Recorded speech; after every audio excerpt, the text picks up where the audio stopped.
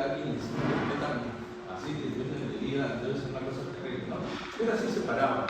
Cuando no había, agarraban un leño simplemente y con el leño se lo metían dentro de la herida y así paraban el sangrado. Si seguía sangrando, se moría, ¿no es cierto? Entonces, un buen día se acabó el aceite hirviendo, no había mucho. Entonces Paré separó a los oficiales de la tropa, ¿no? Los oficiales para un lado, la tropa para otro lado. Y entonces cuando llevaban los heridos para los oficiales había aceite. Y para la tropa no había aceite. Entonces hizo un menjunje con aceite de agua de rosa, trementina, clara de huevos, qué sé yo.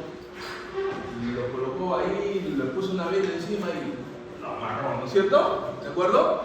Al día siguiente, Paré descubrió con sorpresa de que las heridas de la soldadesca estaban mejor que los oficiales, ¿no? Y entonces, yo supongo que se habrán rascado la cabeza. ¿Y por qué? Porque los tratados romanos, los tratados griegos no decían eso, ¿no es cierto?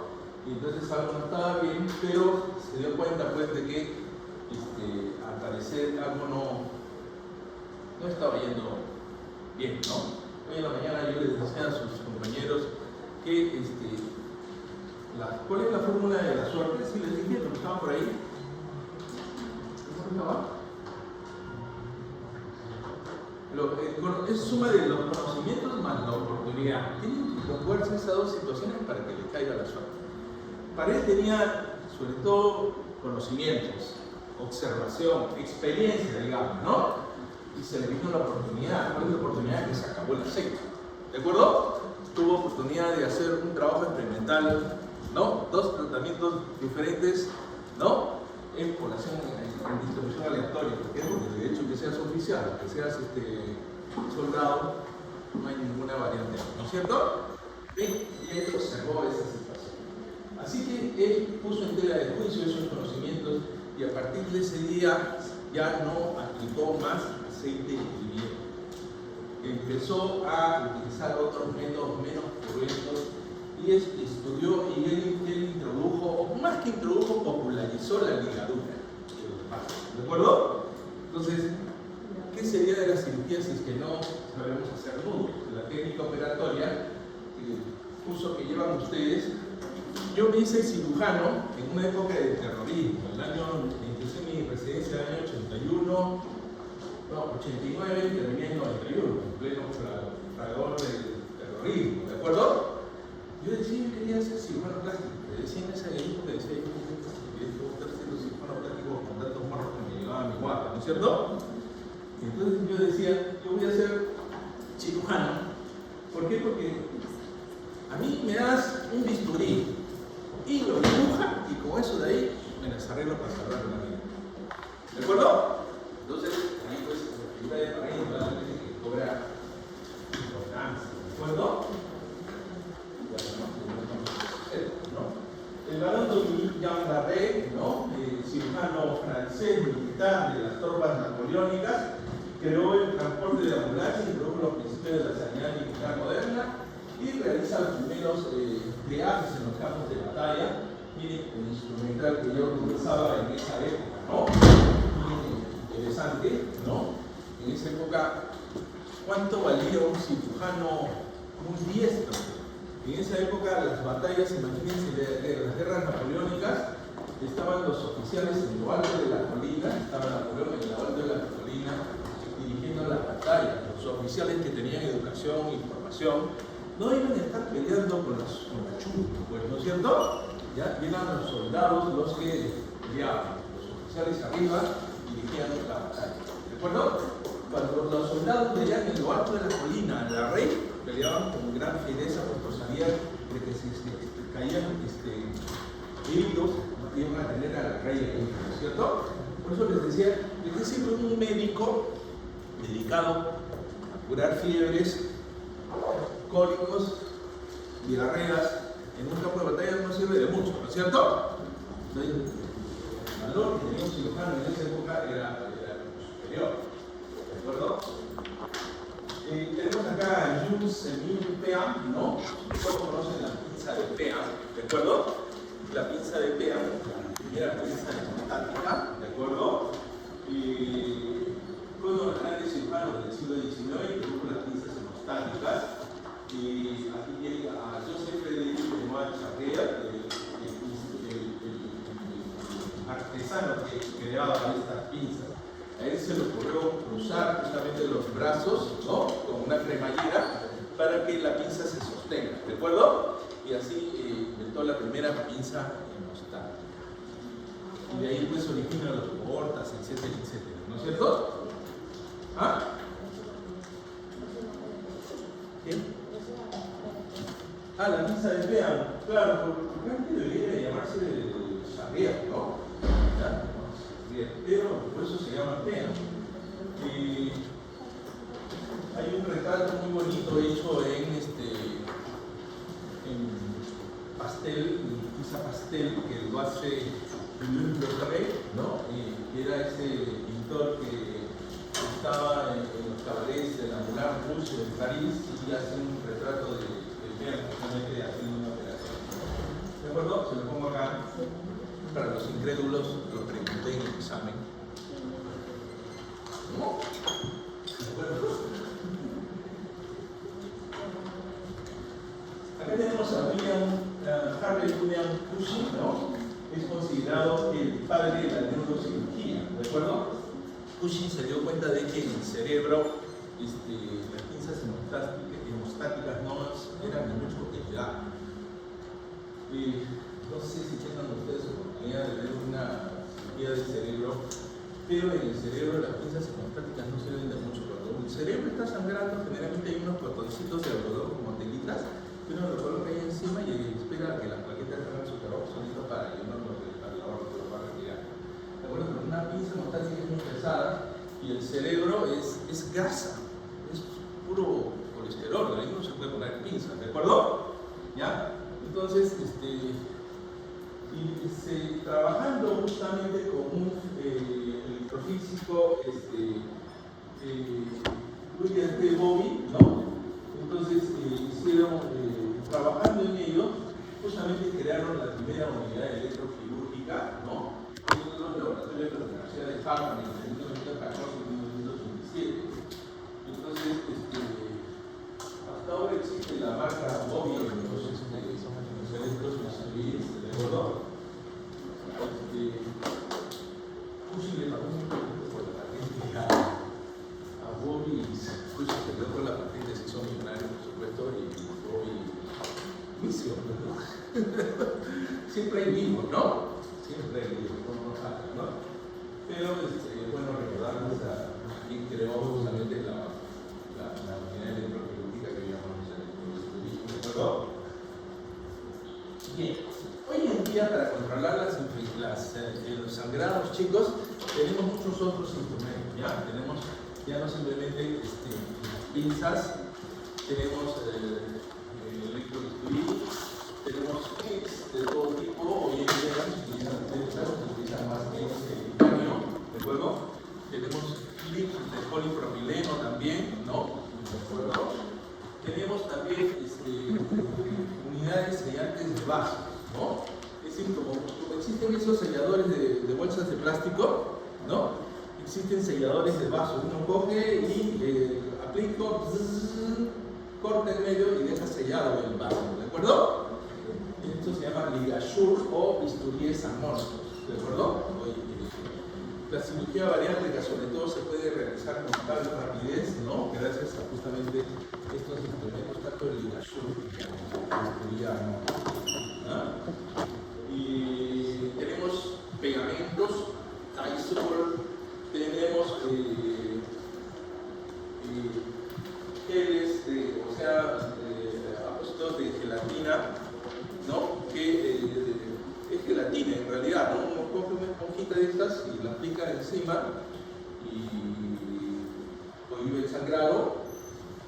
Existe parches que uno lo coloca sobre un vaso que está sangrando, presiona un minuto suelto y lo deja tapadito, ¿de acuerdo? Entonces hoy en día tenemos muchas más alternativas para controlar el sangrado.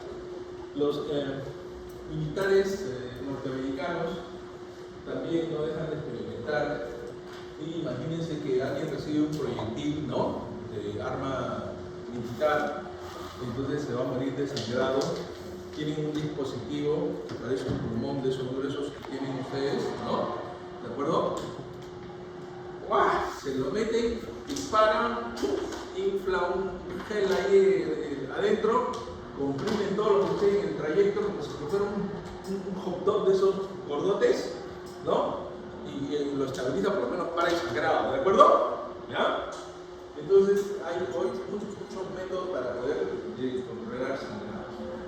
Bien, en el desarrollo de la historia, bueno, los que se salvaban del sangrado, días más tarde se morían debido a la infección, ¿de acuerdo? Entonces, la batalla contra la infección también ha sido muy dura, ¿de acuerdo? Y a lo largo de la historia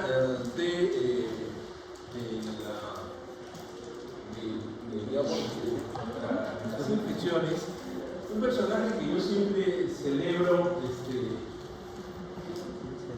y lamentablemente pasa desapercibido, más desapercibido, ignorado por toda la historia, por todas las instituciones, ni siquiera la Organización Mundial de la Salud, ni la Oficina Panamericana de la Salud, ni nadie sabe quién miércoles es Semmelweis.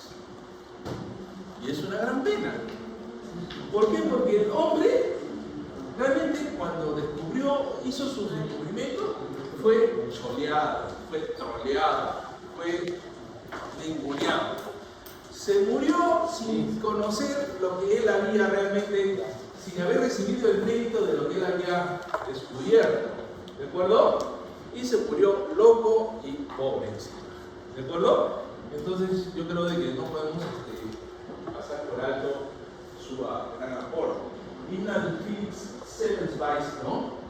Nació en Hungría, en esa época el Imperio Austrohúngaro, ¿no? Y como les pongo acá, yo en la historia de la medicina nunca se ha tenido una deuda tan grande de un hombre como hacia Semmelweis, ¿no? Su monumento en su Hungría natal tiene una madre con un hijo aquí a sus pies. Su apellido y sus aportes son desconocidos para la gran mayoría de médicos, antropólogos, obstetras, instituciones de todo el orden, y el hombre que salvó muchas madres de morir de la llamada fiebre puerperal. Y fue gracias a su obstinación en el lavado de manos previo al examen terminal, cumplió la potencia y el precio de gran parte de la comunidad científica de su época. De repente su temperamento no ayudó, pero el hecho es que era así. ¿De acuerdo? ¿Y por qué razón? Porque Semmelweis era topólogo, en esa época, topólogo, o sea, obstetra, los médicos que se dedicaban a la atención del parto, ¿de acuerdo? Entonces, él cuando llegó a la maternidad de Viena, él comienza a ver con preocupación la alta tasa de mortalidad entre las parturientas que se morían entre fuertes dolores y de alta e intensa fetidez que mandaba de sus vaginas, ¿de acuerdo? ¿Y qué es lo que pasaba? De que las mujeres al dar a luz días después desarrollaban fiebre, etcétera, una tremenda sepsis y se morían simplemente. Entonces, en estos vicios existían dos salas de parto, uno a la derecha, otro a la izquierda. Los días lunes, miércoles y viernes iban a entrar acá, los martes, jueves y sábados iban hacia el otro lado. ¿De acuerdo? ¿Ya? Y entonces, una de estas era dirigida por el doctor Klein y la otra por el doctor Rach. La primera, la mortalidad medida en 1842, había registrado una cifra baja del 30%, pero en los primeros meses de 1846, el año en el cual llega la mortalidad rondaba el 96%. Yo no sé si ustedes tendrán noción de lo que es 96%, pero prácticamente ir a parir un bebé, la mamá paría a un bebé a costa de su propia vida. ¿No? De 100 mujeres, 96 se morían.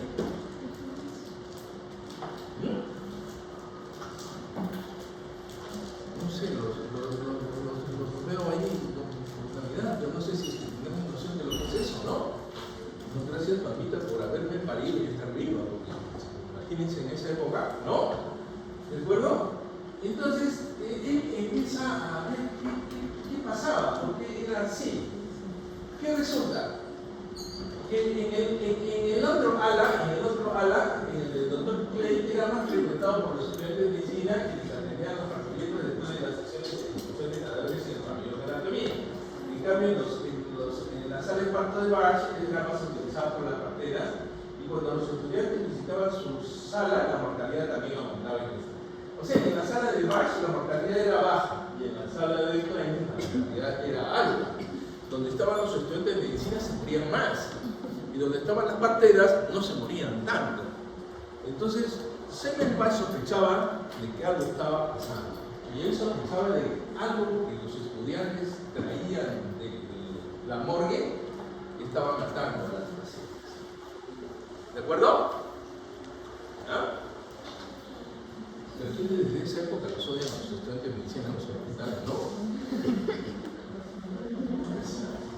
Esto le lleva a formular la ingeniosa y correcta teoría de que los estudiantes transportan algún tipo de materia putrefacta, no es que los estudiantes estén podridos, sino que algo estaban trasladando desde los cadáveres hacia las mujeres y esto es que los líquidos de la piel corporal. Una época en donde no existía guantes, no existían batas, los estudiantes iban con sus manos calatas, abrían cadáveres y veían mujeres que se morían de fiebre corporal.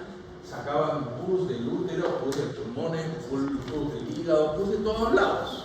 ¿De acuerdo? Y después simplemente un poquito de agua, se limpiaban, se secaban y se iban a atender los partos. Y para atender un parto, ¿qué necesitan? Meter la mano en la vagina de la mujer para medir si está o no en qué fase del trabajo de parto. ¿De acuerdo? Entonces, con esas manos, con esos instrumentos, metían la mano allí. Y después de que nacía el bebé, ya se imaginan lo que pasaba, ¿no es cierto? ¿De acuerdo? Entonces, Semmelweis se dio cuenta de esto y él puso un aviso: hoy, a partir de hoy, 15 de mayo de 1847, apréndanse esa fecha, chicos. ¿Ya? Yo no tengo ningún tatuaje, pero si se tienen que hacer un tatuaje, pónganse esa fecha ahí, ¿no? ¿De acuerdo? 15 de mayo de 1847 se pide a todos los médicos estudiantes que vengan en el microfón que antes de entrar en las salas de maternidad se lave las manos en el recipiente de agua que salía junto a la. Había agua con una solución clorada, ¿de acuerdo? En una época en donde no se tenía idea de la existencia de los micrófonos, por si acaso. Él simplemente decía, por ahí, ¿no? Entonces utilizaban agua clorada, ¿de acuerdo? Ya, agua con clorito de sodio.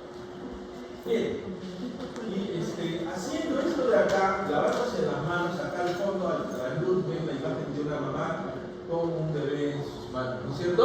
¿De acuerdo? Entonces, con esta maniobra, él logró reducir ostensiblemente la mortalidad materna por fiebre puerperal. ¿De acuerdo? Chicos, ¿qué es lo que sigue a continuación? De que trató de convencer a muchos médicos, nadie le hizo, algunos le hicieron caso, otros no. El hecho de que fue objeto de mofa, burla, y ignoraron porque era muy atrevido su tesis, ¿no? Decir que los mismos médicos, que los mismos estudiantes están matando a las pacientes es algo muy, muy duro, ¿no?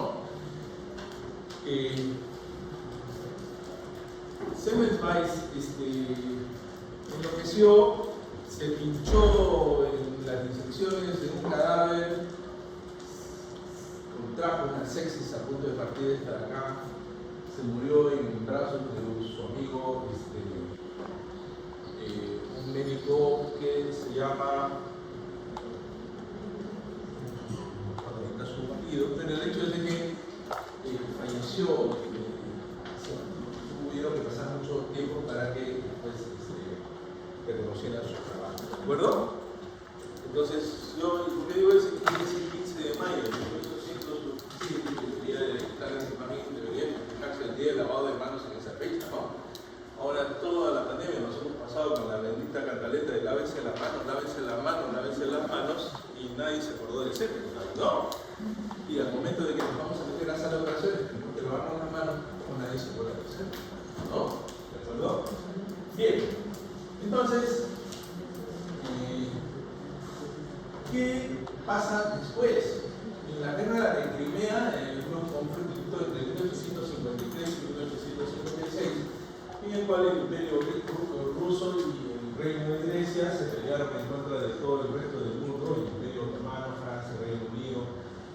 el reino de Cerdeña, los turcos otomanos también, ¿no? El ejército otomano, es decir, lo que hoy es Turquía, donde vienen las telenovelas que están de moda, ¿no? Y se pelearon y ¿qué resulta? De que uno de estos escenarios, el Mar Negro, ¿no? Acá tiene el Mar Negro, acá tiene el Mar Mediterráneo, acá tiene el canal del Bósforo, ¿no? El ladito por acá, de ahí vienen las leyendas griegas, ¿no? De los argonautas y eso de ahí. El hecho es de que este Mar Negro tiene esta península que se llama la península de Crimea, que es estratégica porque está en el centro del Mar Negro. Y aquí está rodeado de Rusia, aquí tiene, pertenecía a Ucrania. Los rusos últimamente se volaron la península de Crimea y la anexaron a Rusia, y hoy en día tenemos esta guerra entre los ucranianos y los rusos justamente por estos territorios, ¿no es cierto? Entonces siempre ha sido motivo de disputa. El hecho es de que en ese fragor de esa guerra de Crimea llegaron un grupo de mujeres a esta península, ¿no? Desembarcando en naves inglesas, en una época en donde yo supongo que la bienvenida de mujeres en un campo de batalla no era tan muy bien visto, ¿no? Los marineros suponían que las mujeres traían malas suertes en los barcos, ¿no? Así que el hecho es de que esta mujer tuvo que tener mucha influencia del rey, de la reina más bien, también, no sé, para que se marcara aquí. El hecho es de que en las barracas de Serenille, ¿no? En la península de Crimea, estaban los cirujanos ingleses trabajando, amputando piernas, en fin, ¿no? Haciendo todo su trabajo, ¿de acuerdo? La guerra de Crimea fue la primera guerra en donde se usó la fotografía, ¿no? Interesante. Y Florence Nightingale arribó en los primeros días de noviembre de 1854 a las barracas de Serenille, en la capital, actualmente Estambul, y después de ahí pasaron a Crimea. Ellas y sus, no tanto enfermeras, no existen enfermeras, ellas y sus acompañantes se encontraron con los soldados apenas recibían tratamientos adecuados por parte del equipo médico, ¿no? Mientras la oficialidad era indiferente a esa situación. Y entonces, en barracas cerradas, amputaban piernas, las tiraban a los costados, se podrían, apestaban, y todo estaba sucio, todo estaba contaminado. Y entonces los suministros escaseaban, la alimentación también era escasa, etcétera, etcétera, etcétera. Entonces, ¿qué es lo que pasa cuando una mujer entra a un ambiente así que está todo sucio, encerrado? Empieza a limpiar, ¿no? Claro, agarra ahí, empieza a abrir las ventanas, empieza a ventilar las cosas, empieza a agarrar agua, jabón, empieza a limpiar, ¿no? Ve a los soldados, los empiezan a alimentar, etcétera, etcétera, etcétera. ¿De acuerdo? Chicos, esta mujer redujo la mortalidad del 42% al 2% simplemente con esas medidas. ¿Alguien se da cuenta de lo que es disminuir una mortalidad del 42% al 2%?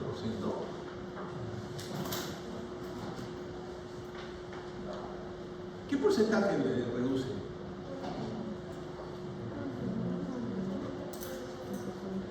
$800.000 veces, ¿no? Es decir, no hay comparación 42% con 2%, ¿no? ¿De acuerdo? Entonces, únicamente con aplicar medidas de higiene y limpieza. Nada más. Y uno dice, pues, esta mujer debió de haber sido, pues, una mujer con sentimientos muy cristianos, muy religiosos, para ponerse a hacer eso, nada más, ¿no es cierto? ¿Sí? Porque ¿quién se pone a cuidar, a decir, hay que tener un gran corazón, ¿no es cierto? ¿Sí? Bueno, chicos, ese es el problema, ¿no? Esta mujer no era eso. Bueno, también supongo que lo era, ¿no? Supongo que lo era. Pero Florence Nightingale fue una célebre escritora, matemática y estadista, considerada una de las pioneras de la enfermería moderna y creadora del primer modelo conceptual de enfermería. La primera mujer admitida en la Real Sociedad Británica de Estadística y el miembro honorario de la Asociación Americana de Estadística. era una matemática. Entonces, chicos, no es pues así una mujer simplemente improvisada, sino que igual que Semmelweis, que agarró y dijo, bueno, vamos a escribir acá qué pasa en el lado derecho, qué pasa en el lado izquierdo, comparó, no, sacó cuentas, y bonito Nightingale dijo, bueno, vamos a escribir y a ver qué pasa. Y entonces, chicos, aquí tenía a Nightingale en la noche. ¿Por qué? Porque en la noche se cerraba la puerta, los médicos se iban a descansar, los pacientes se quedaban solitos, abrían en la mañana la puerta, veían quién estaba vivo, los que estaban muertos los sacaban y los enterraban, nadie se quedaba a cuidar, ¿no? Nightingale cuidaba a los enfermos durante la noche, por eso el símbolo de la enfermería es una lámpara de aceite encendida. ¿De acuerdo? El símbolo de la enfermería. ¿De acuerdo? Entonces, chicos, es importante pues, saber con cuidados, con medidas de higiene, en una época, repito, en donde no se conocía la existencia de enfermos. ¿De acuerdo? Bien, acá tenemos la figura de Joseph Lister, cirujano ortopedista, que logró que una herida traumática cicatrizara sin evidencia de desarrollar pus, aplicando o utilizando fenol, ácido fénico y dilución, por eso se le considera el padre de la cirugía antiséptica. ¿Qué es lo que pasó? Asepsia y antisepsia son dos conceptos fundamentales que debemos de tener bien claro, que todavía queda en la nebulosa, todavía queda en un lugar medio oscuro. ¿Qué resulta? Que escribe Lister, el éxito del Dr. Cross al eliminar los olores fétidos y pútridos de las alcantarillas de Carlisle, que es un condado en Inglaterra, utilizando fenol, es decir, ácido fénico, me animó a utilizarlo en dilución sobre las heridas para eliminar la pestilencia. Lister observó de que sus heridas apestaban, igualito que los desagües de Carlisle, ¿de acuerdo? Y como el doctor de acá, Cross, que era un sanitario que aplicaba ácido fénico a los desagües para eliminar los malos olores, entonces Lister dijo, bueno, si el fenol elimina los malos olores de las alcantarillas, también puede eliminar los malos olores de la herida, ¿no es cierto? Entonces se le ocurrió a Lister pulverizar ácido fénico diluido sobre las heridas. Y con esto de acá, Lister logró de que una herida cicatrizara sin pasar por una infección. En una época en donde a veces algunos creían que para que una herida cicatrice tenía que desarrollar pus, si no cicatrizaba. ¿De acuerdo? Entonces, Lister se dio cuenta de esa situación. Logró de que la herida de un pequeñito que fue atropellado por una carreta cicatrizada. Entonces, en 1865, entonces se descubre Lister los antisépticos, ¿no? En marzo de 1867, Lister tuvo la brillante idea de lograr la propuesta exitosa de Semmelweis con los recientes conocimientos adquiridos por Pasteur y publicó en The Lancet, ¿no?, un artículo en el cual proponía el origen bacteriano, pero no fue Lister, sino los conceptos de Pasteur y Koch, ¿no? Y que él, aplicando fenol, podía lavar los instrumentos, lavar las manos de los cirujanos, las heridas abiertas, y el efecto fue espectacular. Pues el procedimiento quirúrgico que antes era una experiencia más que casi segura se convirtió en una rutina. En 1879, Lister inventó el pulverizador de ácido fólico. En esa época, Lister aplicaba solución de ácido fénico al lavado de manos, al lavado instrumental, al lavado de todo lo que iba a entrar en una operación. ¿De acuerdo? Así que cada vez que se vayan a enjuagar la boca con Listerine, ya saben de dónde viene el nombre de Listerine, ¿no es cierto? ¿De acuerdo? Entonces no hay que olvidarnos de Joseph Lister. Y entonces se creó un método en el cual todo era prácticamente todo lo que iba a pasar por una cirugía pasaba por antisépticos. ¿De acuerdo? ¿Ya? En Francia, Louis Pasteur no era médico, él era un físico, químico, matemático, bacteriólogo, y interesaba mucho la medicina, ¿de acuerdo? ¿Qué le interesaba? Le interesaba la industria, como todo francés, supongo, ¿no? Le interesaban los vinos, los quesos, ¿no? La seda, la industria de la seda, ¿no? Y entonces, ¿qué resulta? De que en esa época se echaba a perder la leche, se echaba a perder el vino, se torcía, se transformaba en vinagre, ¿no? Ustedes saben de que para fabricar alcohol, vinos, tenemos que tener un proceso de fermentación, ¿no? ¿De acuerdo? Para que los azúcares se terminen convirtiendo en alcohol. Pero si entra en un ciclo anaerobio, pueden terminar, más que en alcohol, terminan en ácido, ¿no? Es decir, en vinagre, ¿no es cierto? Se torcen los vinos, ¿no? Y la leche se echaba a perder. Entonces Pasteur, él descubre que calentando la leche a 60 grados y después bajándole la temperatura en forma brusca, ya eso de ahí se evitaba. Igual sucede con vinos, etcétera, ¿no? Pero Pasteur hace un gran descubrimiento, y fue un tal descubrimiento que por eso recibe también el premio Nobel, ¿no? En su momento. ¿Por qué? Porque hasta ese entonces se creía de la teoría de la generación espontánea. Es decir, se creía de que podía provenir vida, no necesariamente de otra vida, sino debido a los malos de los humores, de los efluvios, de los ambientes medios insalubres. Esto era tan frecuente que aquí en Chiclayo, cuando allá en Lima, yo soy limeño, cuando alguien se enfermaba de los pulmones, lo mandaban hasta la zona de Arte Vitarte, donde hoy está el Hospital Internacional, y era el hospital para los enfermos de pulmones, o lo enviaban a Chosica, o lo enviaban a San Mateo, que está más alto, y eran los mejores climas, digamos, ¿no? Acá cuando alguien se enfermaba, lo mandaban allá a Chosica o lo mandaban a Reja, ¿de acuerdo? Es más saludable, dice. Pero en esa época, pues, igualito se creía de que había esos ambientes malos. Y se creía, pues, de que los gusanos podrían provenir de esas malos olores. Pasteur descubrió de que eso no era así. Pasteur descubrió de que una vida necesariamente proviene de otra vida. No hay forma de crear vida. A pesar de todos los adelantos, en la ciencia todavía no hemos creado vida. De la nada, ¿no es cierto? ¿De acuerdo? Entonces, si es que queremos cultivar bacterias, necesitamos bacterias. Necesitamos hacer queso, necesitamos hongos, necesitamos fermentos. Si necesitamos hacer pan, necesitamos levadura, ¿no es cierto? ¿Ya? Pero necesitamos fermentos. Pasteur descubrió eso de allí. Entonces, como eso salvó la industria del acero, porque había toda una epidemia en los...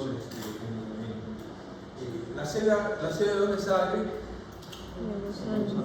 De los gusanos. ¿De dónde? ¿De qué árbol? Se lo pregunté en el examen. De la mora, de la maurera, ¿de acuerdo? Entonces, toda una epidemia que se estaba llevando la cosecha de los árboles en Europa, porque los europeos se robaron la seda de los chinos, ¿no? Entonces se estaba diezmando la producción. Entonces, chicos, Pasteur descubrió justamente con sus trabajos de que había microorganismos muy pequeños que eran los causantes de la fermentación de la exportación. Entonces, y también demostró que calentándolos, aplicándole calor, se podían destruir. ¿De acuerdo? Entonces Lister cogió esa idea de ahí, ¿no? Entonces, y todos los que vieron se dieron cuenta de que calentando, aplicándole calor a las cosas, matábamos las bacterias. ¿Y quién había visto por primera vez bacterias? Y vio por primera vez bacterias fue Robert Koch, ¿cierto? Él sí era médico, un microbiólogo alemán, descubrió la célula de la tuberculosis en 1882, después la de cólera, etc. Y entonces él, aunado de estos conocimientos de Koch con la de Pasteur, entonces se descubrió que el causante de las infecciones eran estas bacterias y que la mejor forma de matarlos era aplicándole calor. ¿De acuerdo? Entonces entraron a competir dos métodos. El método antiséptico de Lister, que decía que había que aplicarle soluciones antisépticas como el ácido fénico, y por el otro lado el método aséptico que decía que hay que calentar. ¿De acuerdo? ¿Sí? Pero ¿qué resulta? De que uno sirve para uno, otro sirve para otro. De cuenta, podemos aplicar antisépticos a los campos operatorios, podemos lavarnos las manos, lavar la piel, podríamos lavar el instrumental, ¿no es cierto? Pero no podemos lavar todo en realidad, pues todo lo utilizamos, ¿no es cierto? Y por el otro lado, el método aséptico, es decir, aplicarle calor, tampoco se puede utilizar en todo. Vamos a aplicar calor a los instrumentos de acero, podemos aplicar calor a la ropa, a los campos, ¿no es cierto? Pero al látex, al caucho, al plástico no podemos ponerle calor, ¿de acuerdo? Podemos agarrar y de cuenta, hervir un tacho con agua hirviendo y agarrar acá Ingrid, tu brazo y echarle agua hirviendo para que se mueran los gérmenes, no podemos, ¿no es cierto? Entonces, estos dos métodos entraron en competir hasta que alguien más inteligente, siempre hay alguien más inteligente, dijo, hay que aplicar los métodos, ¿no es cierto? ¿No? ¿De acuerdo? Exactamente, hoy en día aplicamos los métodos, utilizamos el método aséptico y el método antiséptico. ¿De acuerdo?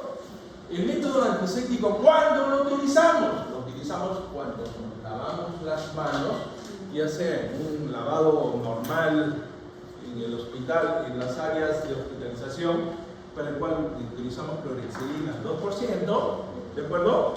O nos lavamos las manos en los quirófanos para operar, en el cual utilizamos clorhexidina 4%.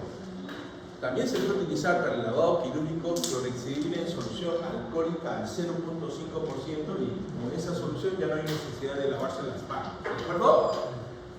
No lo tenemos, vienen los gringos, cuando vienen los gringos a operar ahí en el hospital de las Mercedes, están convencidos de que el agua también está contaminada, así que no se lavan las manos, se utilizan, traen su clorhexidina al 0.5%. ¿De acuerdo? Entonces, bien, entonces,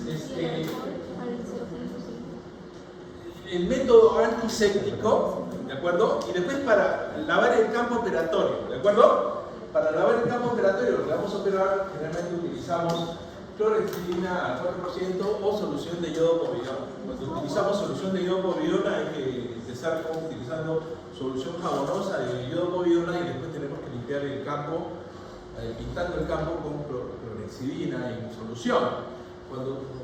Yodo povidona. Cuando lavamos con clorhexidina ya no pintamos con nada, no utilizamos nada. De frente vamos a operar, ¿de acuerdo? ¿Ya? Hay otros, también hay otros, pero por ahora es lo que tenemos que utilizar, ¿de acuerdo? Bien, entonces es así de que eso es el método antiséptico. Y el método aséptico es de que, ahora, el método antiséptico no logra erradicar el 100% de la microbiota existente. ¿De acuerdo? Cuando ustedes se lavan sus manos están con una carga muy disminuida de bacterias, ¿de acuerdo? Pero todavía tienen bacterias. Si buscamos debajo de sus uñas, seguramente encontramos, ¿de acuerdo? Entonces, ¿qué resulta? Que así nomás no podríamos operar hoy en día, ¿de acuerdo? Hoy en día, antes sí, hoy en día ya no. Entonces, ¿qué resulta? Que utilizamos todo material estéril. Cuando utilizamos todo el material estéril, estamos aplicando la técnica aséptica. Es decir, nos colocamos un mandilón que está estéril. Nos colocan el mandilón, ¿de acuerdo? Una vez que nos colocan el mandilón, el interior del mandilón que inicialmente estaba estéril ya no lo está, porque entra en contacto con nuestra ropa, ¿de acuerdo? En cambio el exterior sí, ¿de acuerdo? Cuando nos colocamos los guantes estériles, el interior del guante que entra en contacto con nuestra mano ya no está estéril, ¿de acuerdo? Pero el exterior sí, ¿de acuerdo?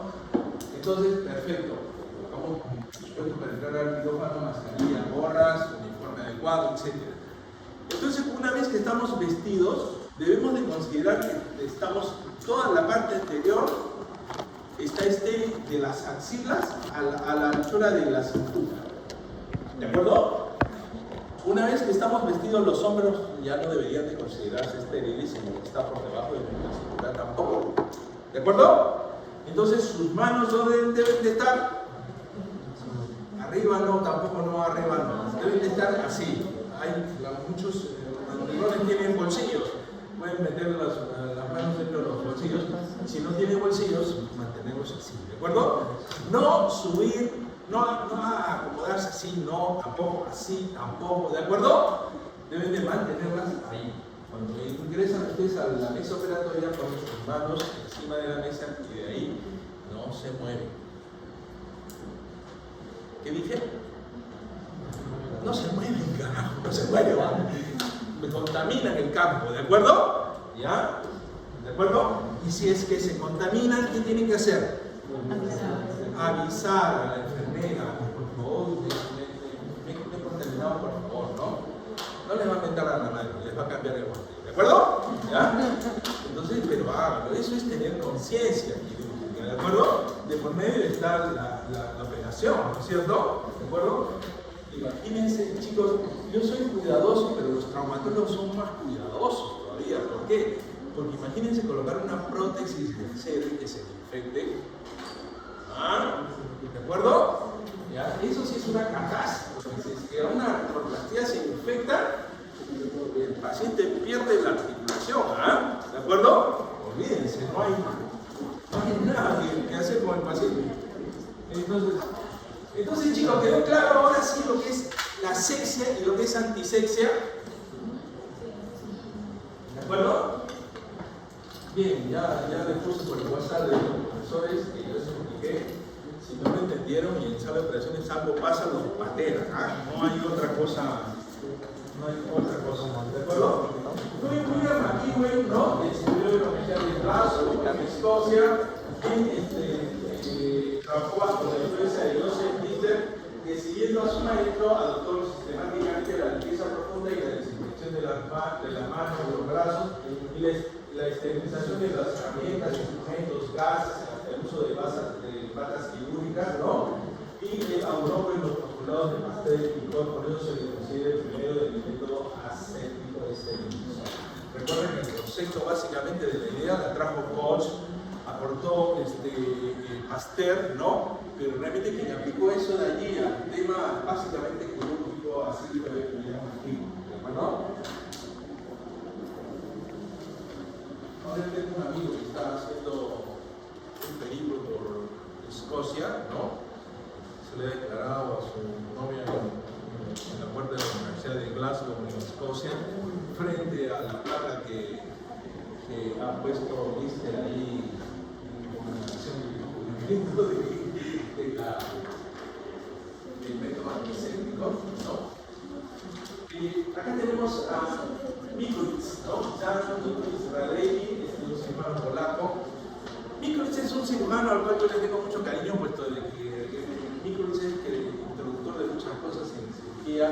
Tenemos colostomía, muchos procedimientos. Discípulo de Bill Roth, el padre de la cirugía, digamos, de las técnicas operatorias allí en Europa, cirujano Theodor Bill Roth. Por eso vamos a ver ustedes Bill Roth 1, Bill Roth 2, un montón de operaciones que ideó Bill Roth. Pero Bill Roth fue sobre todo un gran maestro, más de 100 de sus discípulos toicitos famosos. Tanto en América como en Europa, todo el mundo viajaba en esa época a aprender de Bill Roth. Pero Mikulicz fue uno de sus discípulos, ¿no? Y fue Bill Roth, que ya estaba medio viejito. ¿Quién no iba a ir a viajar hasta Escocia y por todos lados para aprender el método? Pero envió a Mikulicz a aprender el método aséptico y antiséptico, ¿de acuerdo? Entonces, de tal manera que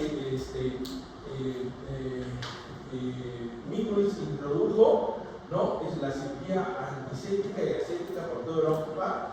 Y él utilizó o introdujo el uso sistemático de las mascarillas y fue el primero en operar con guantes de piel esterilizados. ¿Qué cosa introdujo el uso de las mascarillas? Fíjense, nos hemos pasado toda la pandemia con la bendita mascarilla y nadie sabe quién introdujo las mascarillas. ¿Cuántos dijo Mikulicz? ¿De acuerdo? ¿Ya cuántos cirujanos van? ¿No? Vaya contando, ¿ah? Vaya contando. Y entonces, en esa época, bueno, decían, no vamos a operar con las manos, mejor con guantes de tela esterilizados.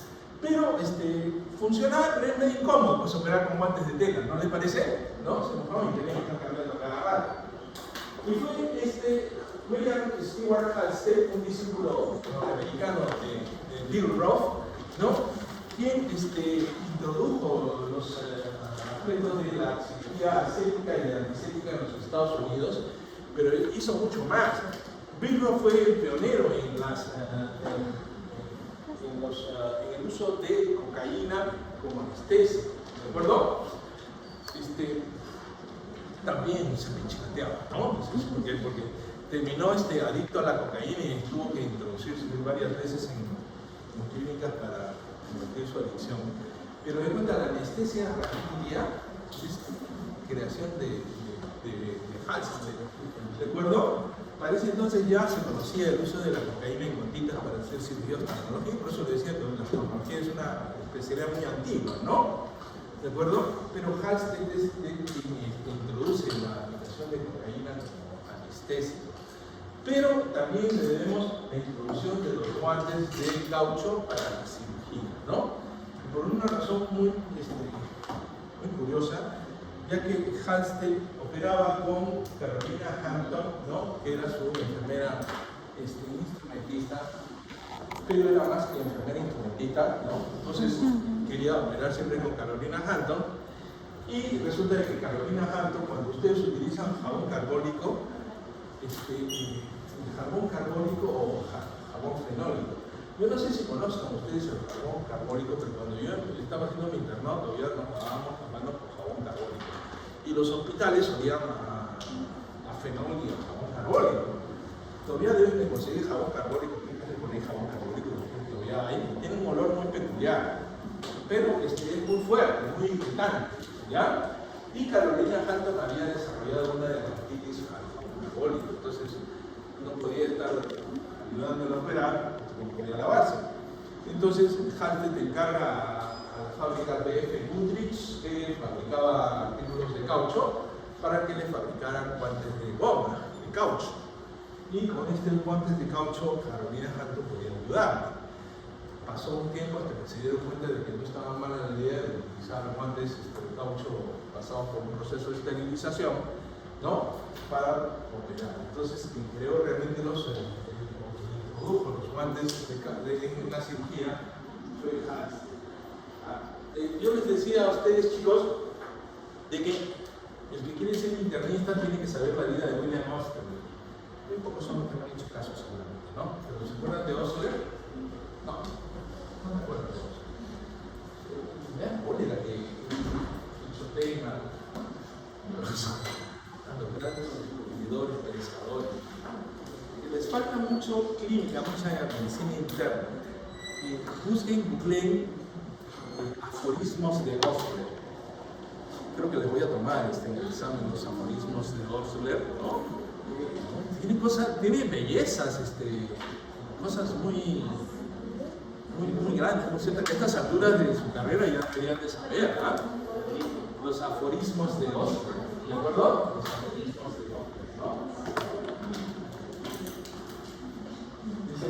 Dice que es un empiema pleural, es un derrame pleural, necesita un cirujano y una pulgada de acero en lugar de un tonto como médico, dice Osler, ¿no? Y claro, un empiema pleural lo que hay que hacer es pulsarlo y drenarlo, no estar dando el tratamiento, ¿no? Entonces, ese es uno de los elementos de Osler, ¿de acuerdo? Y aquí que quiere ser cirujano tiene que leer la vida de Halstead, ¿de acuerdo? Bien. Entonces, asexia y antisexia. Yo no sé si es que a estas alturas de estar hablando durante una hora ya quedó claro lo que es asexia y antisexia.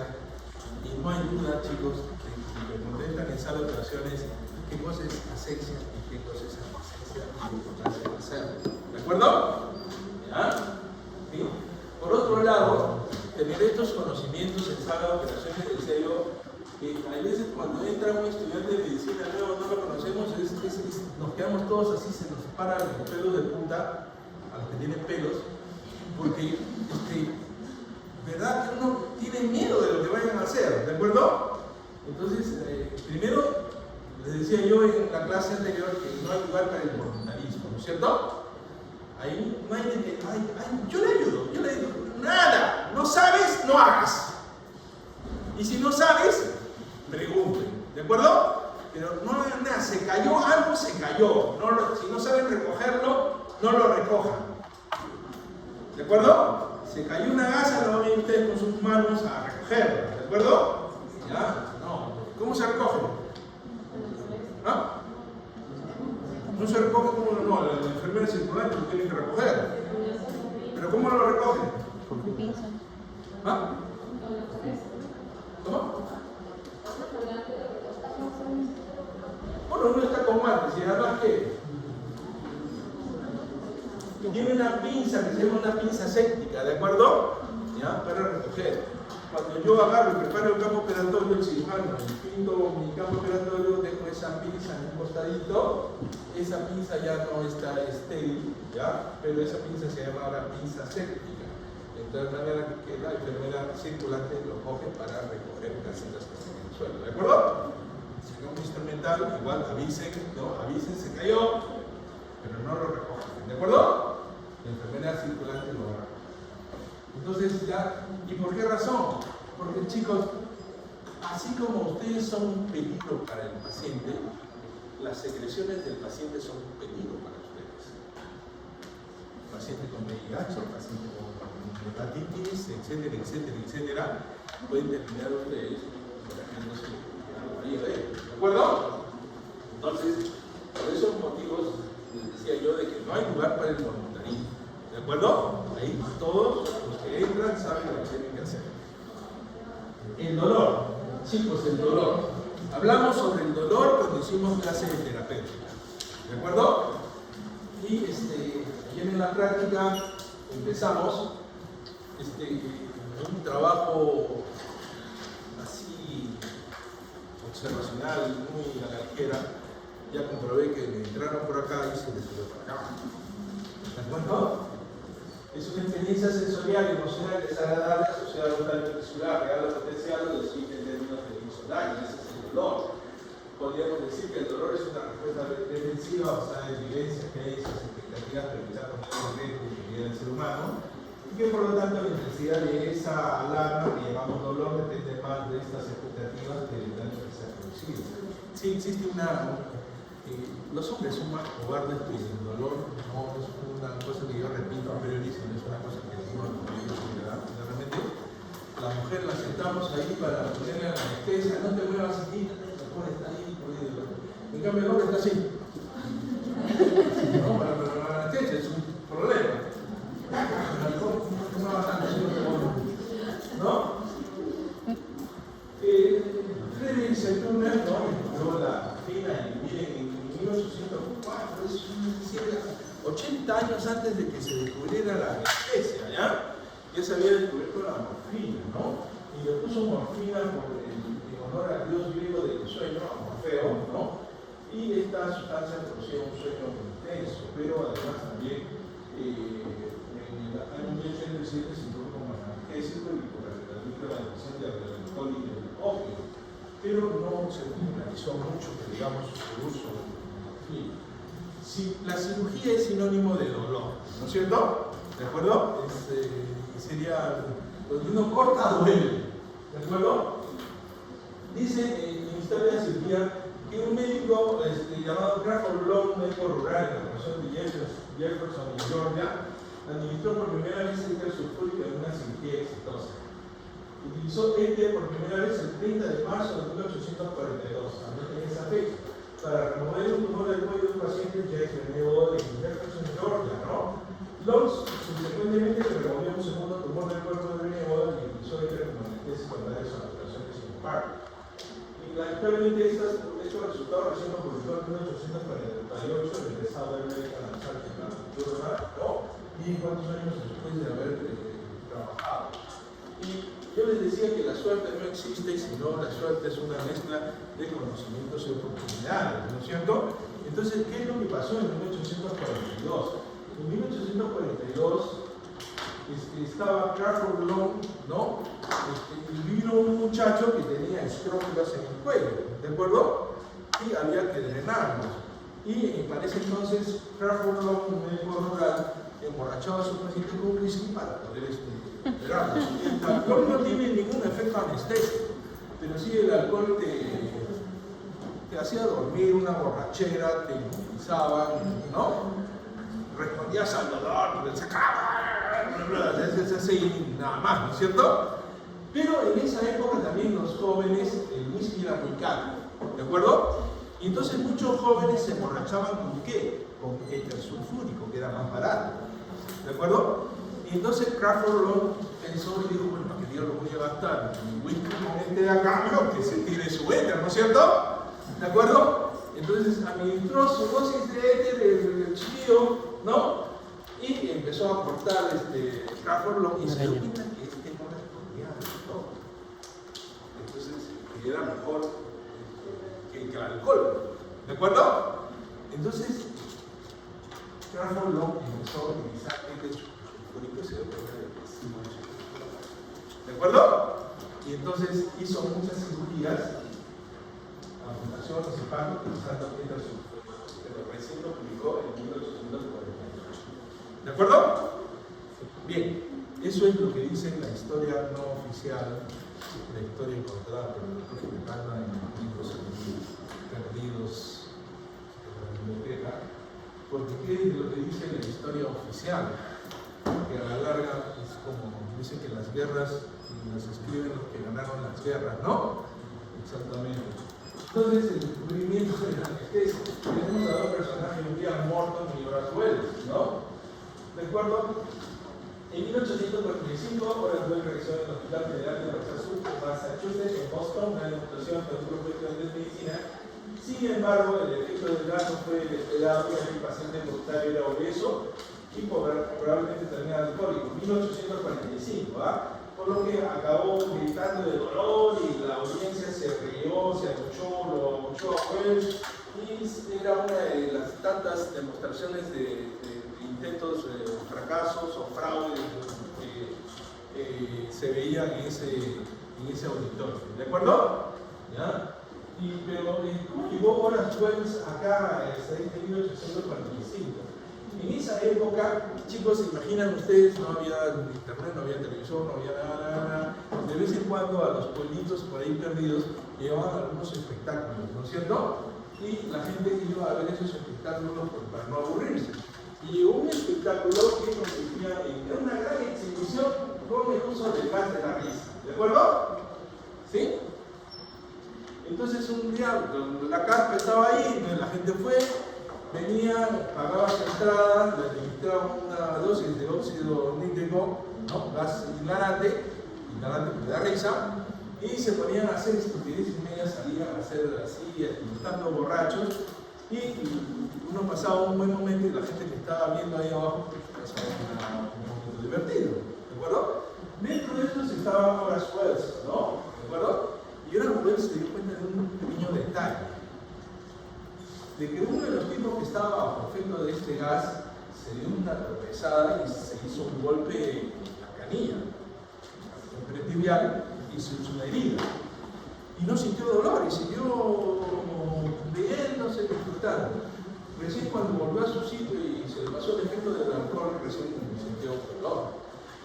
Horace Wells, que era dentista, era odontólogo, no existía la odontología, era dentista, ¿no? Que allá cuando son de la sierra, de la zona de Cajamarca, hay dentistas y hay dientistas también, ¿no es cierto? ¿Sí? ¿No saben esa? Eso se aplican expresiones de oro y figuras que eso se llaman dientistas, ¿no? Bueno, el hecho es de que Horace Wells se dio cuenta de eso y pensó, estoy aquí bacán, y si utilizo ese gas para sacar bien las muelas, ¿me entienden, no? Chicos, la suerte no existe, que es el conocimiento y la oportunidad. Si no hubiera ido a ver ese espectáculo, no hubiera ido eso, ¿cierto? Bueno, si no tuviera los conocimientos, no se hubiera dado cuenta, ¿de acuerdo? Entonces, el profesor Charles Thomas Jackson, bajo filosofía Morton, había realizado una práctica con un solo Morton y Murdoch y Wells trabajaban juntos, ¿de acuerdo? Entonces, hicieron experimentos entre los dos, ¿no? Y Charles Thomas era un químico, y entonces llamó la atención acerca de los mismos acuerdos del IFP, la ventaja del 32 nitroso. Y el óxido nitroso todavía es una especie muy importante que se sigue utilizando mucho en pediatría, los anestesiólogos lo utilizan en procedimientos cortos, ¿de acuerdo? Pero el efecto terapéutico y tóxico es muy corto. Entonces empezaron a utilizar hicieron experimentos con ratas, peces, insectos, gallinas, con sus propios perros, ¿no? Otro resultado también experimentos consigo mismo, porque no conseguía que a nadie que se preste de voluntario, hizo que su ayudante le sacara una muela a él, bajo el efecto del éter, ¿no? Y así funcionó. Hasta que el 30 de septiembre de 1846, recuerden que el anterior duró de 1842, ¿no? Y 46 ocurrió al absoluto chelista Evan Frost, que estaba muy fuerte de infección pulmonar, que producía dolor de venas, tan intenso que estuvo de acuerdo en probar el éter para la gestación, donde el paciente despertó de la tesis le confirmó a Roberto que no había sentido ninguna clase de dolor durante la gestación de la limpieza alimentaria. Confirmó así el aborto de su asistente, el Dr. Hailey, el éxito de la operación. Al día siguiente apareció en la noticia del Boston Daily Journal de la eliminación de un preparado cuya firma anestesia de narcótico duró aproximadamente 1 minuto, se entraba un diente a un caballero en la tarde de ayer sin que sintiera ninguna clase de dolor. Ahí dice alguna sustancia, pero no dijo qué cosa utilizaba, porque a veces tan tonto de decir el nombre que estaba utilizando, porque ahí era una cuestión de vistas, ¿no es cierto? ¿De acuerdo? Entonces imagínense que un dentista saque muelas y que haya dolor, todo el mundo va, ¿no? Pago, ¿no es cierto? ¿Ya? Entonces, ya se imagina. Un poquito de hueso, ¿no? ¿De acuerdo? Entonces, en el Hospital Federal de Massachusetts, recuerden que el año anterior había habido una demostración que fracasó, ¿no es cierto? Warren hizo que Gilbert Abbott, ¿no? El cirujano era John Warren, el cirujano. Y el paciente Gilbert Abbott, un paciente de 20 años que tenía una necrófila tuberculosa debajo del cuello, y entonces invitó a Morton a que le administrara su preparado. Después de la cirugía, Warren, que ya estaba acostumbrado a todos a estas exhibiciones, que era un cirujano Warren ya, entonces digo, entonces Warren en 5 minutos explicó un tumor superficial congénito bajo el maxilar inferior y en el lado izquierdo del cuello del paciente. Warren, que tras el fracaso de la demostración de horas Wells se convirtió en casi nada recorrido 2 años antes, en realidad rechazaba esta clase de procedimientos, pero después de que terminó el procedimiento, el mismo Warren dice, hermano, dijo, ¿no? El gentleman me dice, ¿no? Decir, caballeros, esto no es un fraude, y dice que cayó, ¿no? ¿Por qué? Porque sí podía realizar una cirugía sin que un paciente se sintiera dolor. Y es por eso que el día 16 de octubre se conmemora el Día de la Anestesiología, ¿de acuerdo? El 16 de octubre se conmemora el Día de la Anestesiología, justamente en conmemoración de este inicio. Bien, nos quedan unos minutos. Chicos, la aspirina, el ácido salicílico, hubo que esperar hasta 1997 para que Hoffman de la Casa Valle consiguiera sintetizar el ácido salicílico, ¿de acuerdo? Fue el primer analgésico. En ese entonces se podía utilizar también heroína, hidroclorato de heroína, que era antitusígeno también, ¿de acuerdo? Se utilizaba en la tos fuerte a darle varias de heroína, imagínense, ¿no? ¿De acuerdo? Hoy en día, pues la cantidad de analgésicos, chicos, que tenemos es bastante, y les voy a sacar la mugre, chicos, repitiendo en las prácticas, tratamiento de dolor. Acuérdense los medicamentos del primer escalón, el segundo escalón, el tercer escalón, aunque no lo vamos a utilizar, pero sí utilizamos primero y segundo escalón de los medicamentos para el dolor. Dosis, frecuencias, ¿de acuerdo? Días. Tienen que desempolvar los papers de terapéutica, de terapia. Bien. Ok, ¿Recuerdan a Bernard? ¿No? ¿No? El pobre lo dejaron, su esposa y sus hijas lo dejaron, ¿no? Porque se puso a hacer experimentos. Si no fuera por Bernard, no tendríamos todos esos conocimientos actuales sobre el suelo fisiológico, el uso de la respiración, las maniobras de resucitación, la psicoterapia. No sabríamos qué hacer, ¿no? Entonces, ya termina 1889, jóvenes, ¿no? ¿De acuerdo? Para 1860. Los conocimientos de Kahneman alrededor de la homeostasis, ¿de acuerdo? Ya vienen años después, ¿no? El tratamiento del shock. Dawson Type, 1880. Recuerden que el año 86 ese episodio de la anestesia. En el año 80, Dawson Type realizó la primera apendicectomía transabdominal en Londres sin anestesia. ¿De acuerdo? Años después fue Fritz, ¿no? En 1886. ¿De acuerdo? Año en el cual también se descubre la anestesia, en el cual relaciona la inflamación del apéndice secal con la apendicitis. Antes no se creía de que esa fuerte infección se debiera a la apendicitis. El día de mañana, dicho sea de paso, el doctor ingeniero no va a poder hacer la clase que corresponde el día de mañana. Mañana van a tener clase el día del abdomen agudo y apendicitis. ¿De acuerdo? ¿Ya? Continuamos. ¿De acuerdo? Entonces, antes de Fritz se le conocía como nefritis o peritonitis a esa inflamación. Fritz. Tiene la Charles Van Doorne, quien hizo en 1888 la primera cirugía de apendicectomía ya con procedimientos asépticos y antisépticos, ¿no? Con anestesia y todo. ¿De acuerdo? Miren cómo ha ido progresando la cirugía, ¿no? ¿Ya? Mañana va a haber apendicitis, así que no tomamos nada de esto de acá. Aquí, esto lo expuse hace poco en Lima, invitado por la sociedad para hablar sobre manejos de los trastornos articulares, el método de Osen. Imagínense cómo era la cirugía hacia esta época de 1800. Mira, este es un libro de 1925, pero los trabajos de Osen se hicieron alrededor de 1900, ¿de acuerdo? En 1900, cuando uno tenía una apendicitis, Oshner y Fick decían, opérenlo cuantos operen. Pero si el paciente tenía más de 2 días, decían, ya no lo operen. Porque si operaban después de 2 días, la mortalidad era brutal. ¿De acuerdo? Porque tenía operado. Entonces, Oshner dio un tratamiento, yo lo pongo acá para que ustedes vean cómo era la cirugía en la época de 1900. Hoy es un tipo de médica relacionalmente rápido, de forma precoz, se puede repetir describiendo los papeles en 1886. Y Oshner decía que hay que operar al paciente ni bien sea el diagnóstico, ¿de acuerdo? Pero cuando ya pasaban más de 2 días, más de 3 días, Oshner decía, no lo toquen. ¿Qué hay que hacer?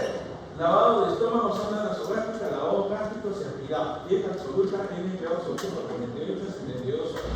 Con el indicador relaxante. Posición de Fowler permanente, porque Oshner creía de que estando en posición de Fowler, las tripas iban a caer sobre el apéndice, le van a aplastar y le van a confinar ahí en ese sitio, ¿de acuerdo?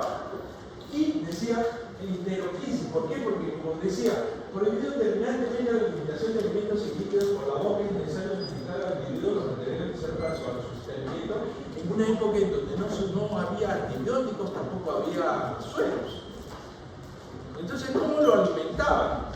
Fácil. Le metían una sonda por el recto, ¿de acuerdo? Y por ahí le administraban un concentrado predigerido de carne con 300 mililitros de suero salino cada 4 horas por el recto. ¿De acuerdo? Y 10 a 30 gotas de pintura de opio en caso de dolor. ¿Se imaginan en esa época? ¿No? Y eso es lo lindo de estudiar la historia de la medicina, porque hace 120 y tantos años se hacía esto. Y ustedes dicen, caramba, qué bruto, y esto, doctor, funcionaba. Yo en mi conferencia les decía, ustedes pensarán, se veían un montón. Chicos, miren, el consultor que tenía Oshner con este tratamiento. Casos 540, muertes 3, 0.5%. Apendicitis aguda crónica y apendicitis enfriada. Apendicitis aguda sin perforación, 225 casos, 5 muertes, 1.9. Yo creo que está mejor que ahora. ¿Ya? Entonces, miren chicos, es increíble de esos resultados.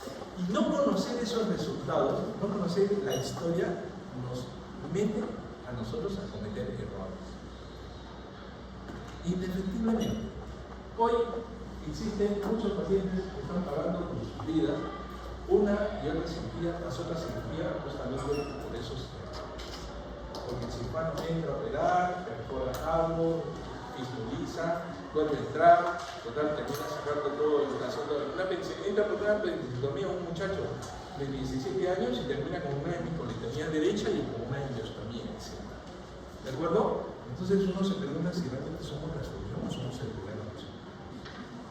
Todo porque no conoce la historia.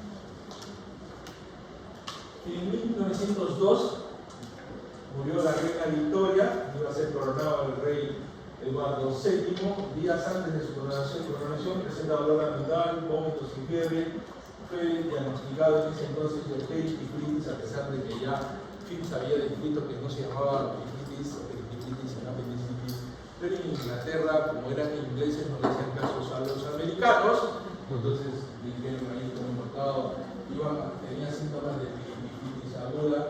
El cirujano Sir Frederick Treves lo iba a operar, operó a su majestad en esa noche y días después estuvo, en este boletín, aplazamiento de la coronación.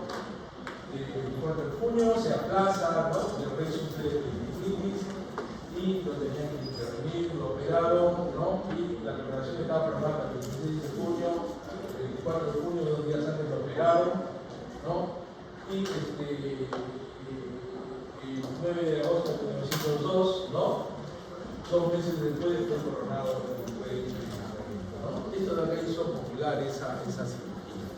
Entonces, chicos, en resumen, lo principal de toda esta clase es incentivarlos un poquito a ir a buscar hasta los confines de la historia para averiguar por qué razón hacemos las cosas. ¿De acuerdo? No, todos estos conocimientos, ¿no? Yo soy católico, pero uno de los dones del Espíritu Santo es el don de sabiduría, pero no vino por inspiración del Espíritu Santo, pues, ¿no? ¿De acuerdo? Vino porque gente muy atenta, que tenía conocimiento y vio la oportunidad, se dieron cuenta de eventos que el resto no veía. Por eso yo repito 1001 vez, los ojos no ven, lo que la mente no sabe. Ok, chicos, voy a presentar clases en cualquier campo de conocimiento, ¿no? Social, político, generar historia y lograr a los que hicieron posible el desarrollo de conocimientos en la forma del mundo actual, en especial en el campo de la medicina y las ciencias que realizamos en el momento. Hoy seguimos hablando de estas cosas y no nos gusta ahora que yo tengo que decir. Doy la lista.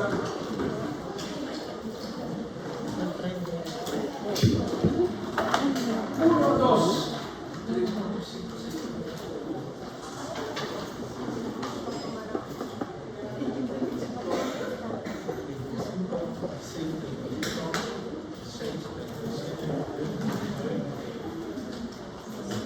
2 faltan. ¿Quién falta firmar? ¿A quién falta? Ahí. Tienen los trabajos, perfecto.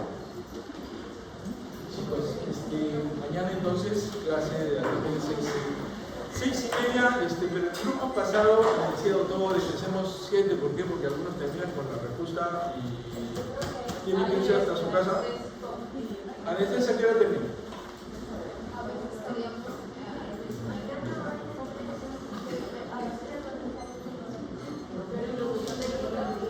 Entonces la clase de los jueves a las 6:30, generalmente hemos estado empezando 7, 7:15, por ahí más o menos, para darle